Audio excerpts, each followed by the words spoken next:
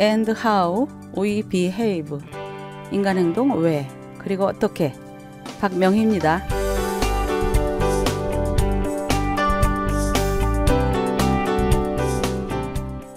오늘은 강박성에 가면 The Mask of Too Many Scrupules의 마지막 5번째 시간으로 강박성 인물을 도우려면 어떻게 해야 할까를 생각해 보겠습니다. 전번 시간에는 첫 번째로 그들의 근육을 살펴보고 숨소리를 들어보라는 것이었고요. 오늘은 두 번째로 그들의 스트레스를 해석하고 축소 관리하게 하라는 것입니다. 우리는 그들을 격려하는 자로서 그들의 입장에서 그들과 함께 스트레스를 느껴보라는 것이죠. 그렇게 함으로써 우리는 따뜻한 마음과 연민하는 마음으로 강박성 인물들의 세계에 들어갈 수가 있는 것이죠. 그들에게 반복적으로 스트레스가 일어나는 상황이 무엇인지 자세히 알아본 다음 그들이 받는 스트레스가 무엇인지 이해하고 그것을 줄이고 관리하는 법을 알려주는 것이죠. 그들은 어떤 법칙을 따라 행동하는 사람들이므로 우리가 제시하는 창조적인 법칙을 더 파괴적이고 피곤하게 하는 의식으로 대치하려는 경향이 있는데 이것을 주의해야 하겠습니다. 강박성 인물이 당신께 와서 해소되지 않은 스트레스와 격동하는 감정으로 인해 일어나는 신체적 아픔이나 피곤함에 대해 이야기를 할 때가 있을 것인데 이러한 때가 그들을 지도할 수 있는 좋은 기회죠. 이러한 기회를 타서 어떻게 스트레스를 관리하고 인생을 더 즐길 수 있는지 알려줘야 하는 것이죠. 스트레스로 인해 신체적 건강이 나빠졌겠지만 그들을 환자 취급하지 않도록 해야 하며 우리도 그들처럼 짐을 지고 있다는 것을 알려주며 공감을 얻도록 해야 하는 것이죠. 또한 이전에는 여러 가지 스트레스로 괴로워하던 자들이 이제는 자신의 의무를 수행하면서도 기쁨으로 살아가고 있는 예들을 알려주며 그들이 이런 사람이 되도록 격려해야 하는 것입니다. 그들을 도와주는 세 번째 방법은 창조적 휴식을 취하게 하라는 것입니다. 강박성 인물은 자신에 대해서 그리고 직장 동료들이나 가족들에게도 끊임없이 요구를 늘어놓는데 이는 모든 인간관계를 경직시키죠. 이것은 그들 자신만 피곤하게 하는 것이 아니라 그들의 결혼 생활에까지도 영향을 줍니다. 만일 우리 크리스천들이 믿는 바처럼 결혼이란 두 사람이 합하여 한 육체가 되어가는 과정이라면 강박성 인물과 결혼한 배우자는 고통을 당하기 시작할 것인데 바로 이때가 우리들이 강박성 인물의 신임을 얻어서 도울 수 있는 시발점이 될 수 있다는 것이죠. 강박성 인물과 결혼한 배우자가 다른 대안을 발견할 수 없을 때 그는 별거나 이혼을 하겠다고 위협을 하는데 이는 강박성 인물의 주의를 끌기 위한 것이고 이어서 가정의 위기가 따르게 되죠. 이때 우리들은 그들과 상담을 할 수 있는 기회를 얻게 되는데요. 우리는 그들에게 일상적인 생활 외에 특별한 시간을 내도록 권해야 할 것입니다. 그래서 바닷가나 산 또는 가까운 도시로 2박 3일 동안의 여행을 떠날 수 있는데 이렇게 일상적인 생활을 중단하면 일상적으로 경직되었던 삶의 방식에서 해방될 수 있는 것이죠. 등산이나 캠프를 좋아한다면 이것도 편리하고 값싸게 할 수 있는 것이고요. 이런 휴가는 강박성 인물들의 인색함을 깨는 계기가 될 수도 있죠. 이렇게 돈을 쓰는 것도 일종의 투자니까요.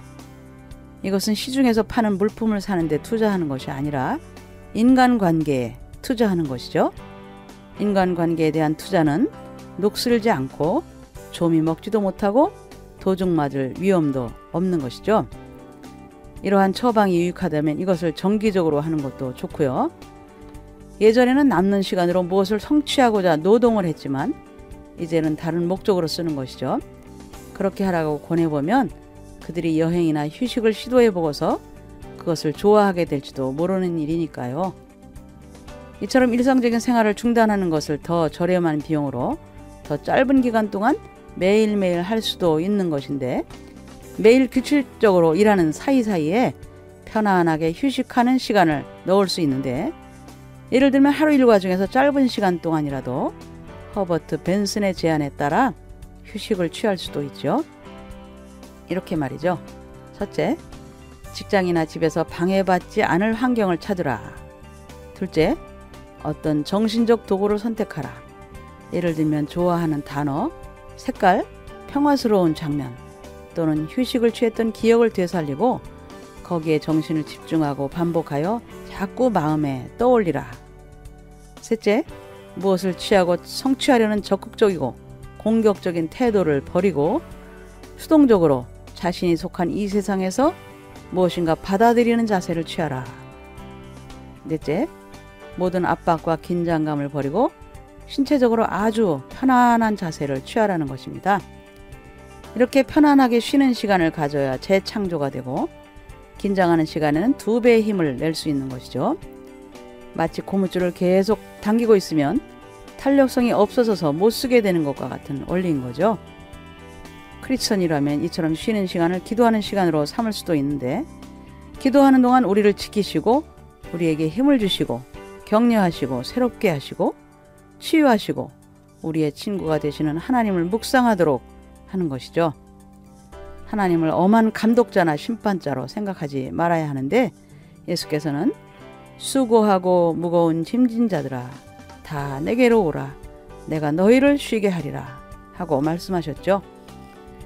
세 번째로 그들을 도우는 방법으로는 하나님에 대한 잘못된 관념을 바꾸게 하라는 겁니다. 강박성 인물을 대하는 데 있어서는 당신은 하나님과 어떤 분입니까? 라는 점에 초점을 맞추어서 그들의 하나님에 대한 관념을 알아내는 것이 가장 중요한 일입니다. 이들은 하나님을 마치 바로와 같은 존재로 생각합니다. 이 신은 볕단도 주지 않고 벽돌을 만들라 하고 강요하면서 영원히 짐을 지우는 신이며 그들은 열심히 일하지 않으면 신께 나아갈 수도 없다고 생각합니다. 이 신은 너는 내 아들과 딸이라 내가 너를 기뻐하노라 고 말하는 법이 없다고 생각하며 그들은 땅과 바다를 모두 다니며 그를 위해 전도하고 회심자를 만들어낼 것을 요구하는 분이라고 생각합니다.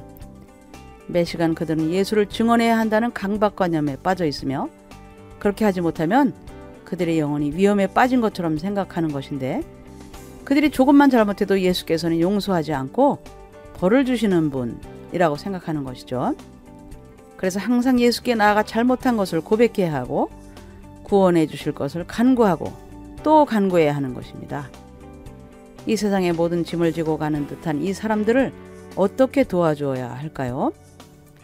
이들은 먼저 하나님에 대한 관념을 바꾸어야 하는데 하나님은 볕단도 없이 벽돌을 만들어야 하는 노예 신세에서 우리를 구원하신 분이시며 우리와 함께 일하시는 동력자이시며 죄책감과 수치와 죄로부터 구원하시고 구속하신 분이시며 우리가 생각하는 것보다 자비와 사랑이 한이 없는 분이시죠.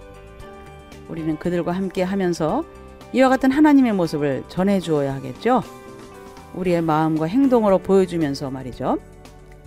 지속적으로 그들에게 영적 지도를 해주어야 그들로 하나님과 이와 같은 관계를 맺도록 할 수 있는데 그들이 원할 경우 더 장기간에 걸쳐서 지속적으로 치료를 받게 하는 것이 가장 좋겠죠.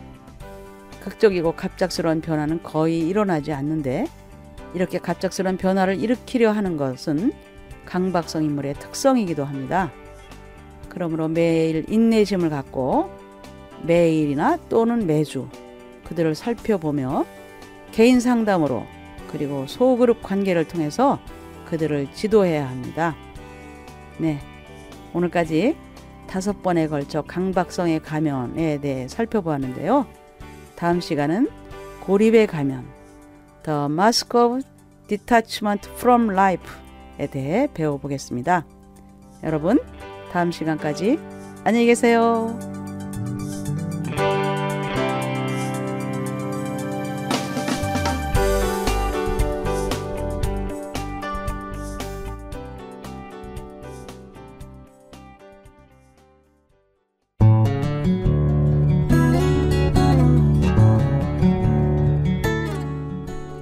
온 땅에 퍼지는 하늘의 향기 KCN.